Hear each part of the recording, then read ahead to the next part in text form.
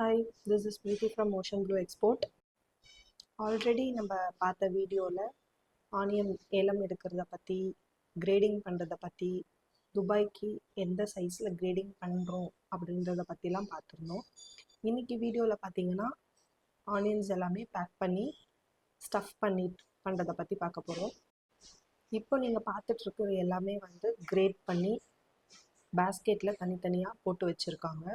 இது எல்லாமே பேக்கிங் பண்ணுவாங்க. இது பேர் மெஷ் பேக்கு. நம்மளோட கஸ்டமர் ரிக்குயர்மெண்ட் படி 18 kg மெஷ் பேக்கில் தான் நம்ம பேக் பண்ணுறோம்.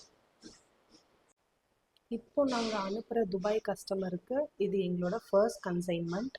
ஸோ எல்லாமே பார்த்தீங்கன்னா 55 mm ப்ளஸில் தான் இருக்குது. அதையும் தாண்டி தான் இருக்குது. 60 mm 65 mm தான் இருக்குது. ஓவராலாக 1550 பேக்ஸ் பேக்கிங் ஆகிட்டுருக்கு. Each bag 18 kg. So almost 28 ton, அதாவது 28,000 கிலோ லோட் பண்ணிகிட்ருக்கோம்.